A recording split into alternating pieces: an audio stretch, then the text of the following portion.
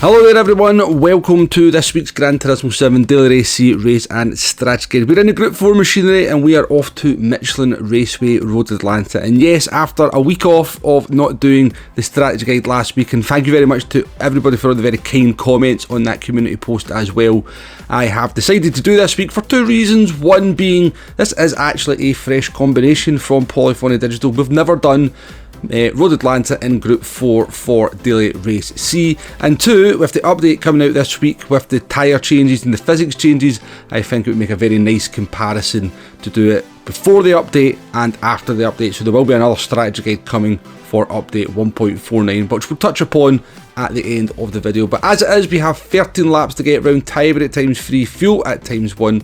Racing medium tyres available. There is a mandatory pit stop in this one. BOP is on, damage is light. It's a rolling start, slipstream is real, and for your settings allowed, you just have the brake balance. So, jumping into the race action, you can see probably from the thumbnail we are in the Ferrari 458 Italia. We're in our customary 8 o'clock race in the morning, the very first Daily Race C on the EMEA server, and a lot of the usual suspect names are in there as well. Plenty names that you will be familiar with. Shelty and Max Power in front of us, Blue Racer up in P2, Brown Banana in P3, we've got Muscafi just behind us, Tidney's in here, we've got Naif, who is the time trial specialist, in here as well, and a good variety of cars to boot at that, with some FF cars like the Scirocco and the TT. We've got some FR cars like the Supra, and we've got a 4-wheel drive car and a Subaru up ahead, and we've got the MR cars,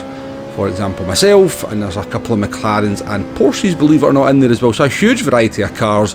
It won't continue for the week obviously, once the kind of strategy has been worked out and what's going to be the fastest car, but it's always nice to see a variety of cars in the early stages of the day.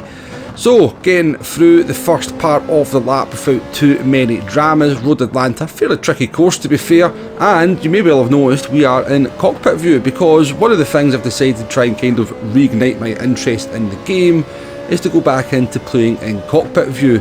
That will probably not please some people, but you know, I have to keep doing things to try and freshen the game up for me. And I was thinking, you know, I actually really enjoyed it when I used to play in cockpit view. It just gave a very different dynamic to the race, a lot more immersive kind of element to the race. Not every car is possible to use in cockpit view, of course, but the Ferrari is actually one of them where the visibility is very nice indeed. So coming to the end of lap 1 there, I really expected to see a lot more cars diving into that pit lane than what actually happened, with only the Jaguar of Naif jumping in at the end of lap 1. That did surprise me, because I had done my homework before this race started. We're making up another position there as the Subaru that we mentioned earlier on goes off at turn 1 and is recovering. Now we're stuck up behind the Porsche here of a Bazooka. Great name actually, I like it. I didn't realise that at the time, but now I'm reading it here doing the video. Yeah, Bazooka, I do like that as a as a PSN name. But we're going to get a run on Bazooka in the Porsche down the back straight, and we're also going to have Tidney up ahead in the Supra serving a penalty, and we're going to get ahead of both of them down into the braking zone, and we're going to make up a couple of positions and move up into P8 with a couple of FFs of Shelty and Max Power battling ahead of us. Tidney behind us is going to dive into the pits, so a lap later we're still behind Max Power and Shelty, and Max Power in the Audi TT is going to peel off into the pits. Now, that did pique my interest a little bit, because I did think that an FF car would probably struggle to do the no tyre change with any decent tyres towards the end of the race, so I was curious to see how that one was going to play out. But jumping forward here to the end of lap 6, Shelty was having no trouble in that Scirocco.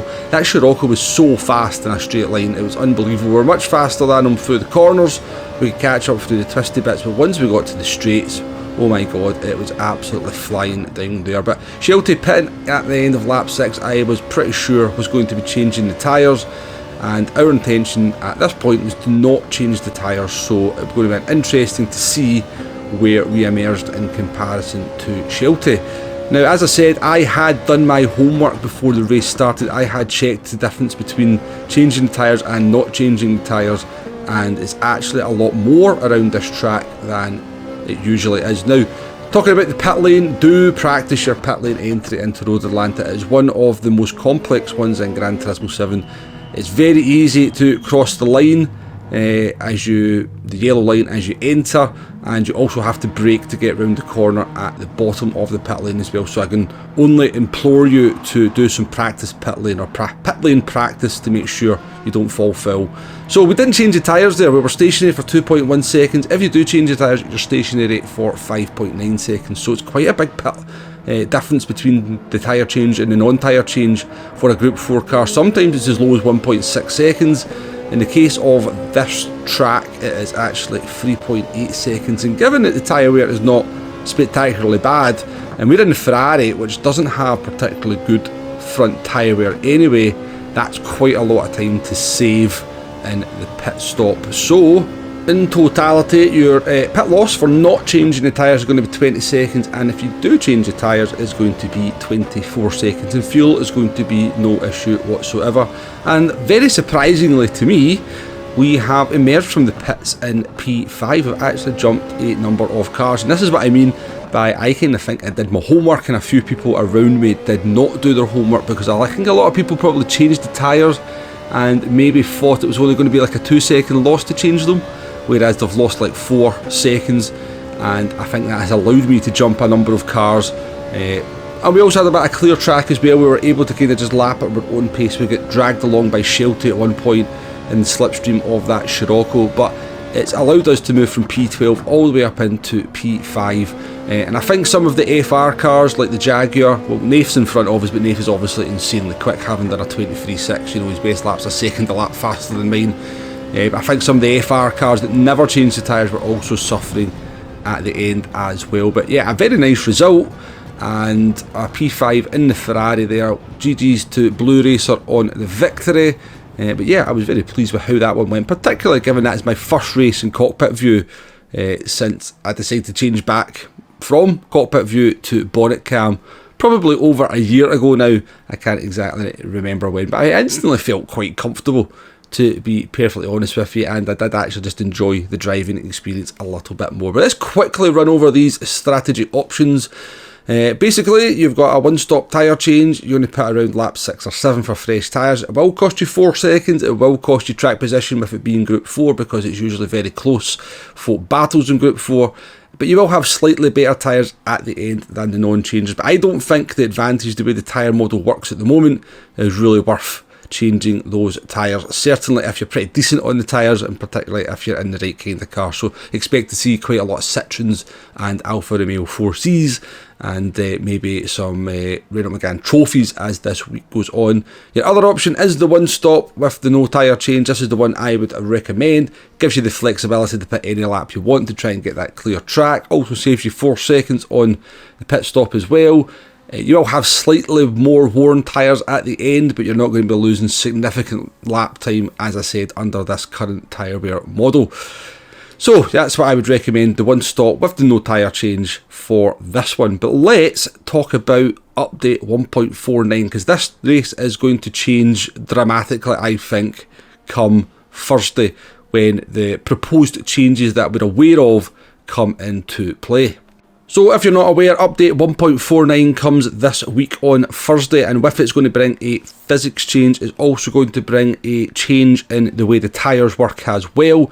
And there is also rumours that it's going to kind of change the way the braking works in the game.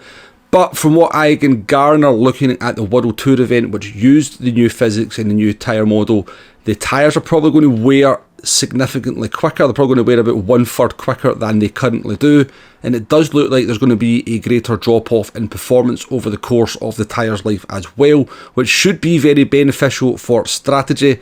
It looks to me like this race will flip on its head. It will become a pit stop race. You will want to change those tyres, but I will be there on Thursday doing a new strategy guide for this race, so do join me for that. But I'm quite excited about the update, and I once again thank you very much for all the positive comments on the community post last week. It meant a lot. Thank you for watching, and I'll catch you on the next one. Goodbye now.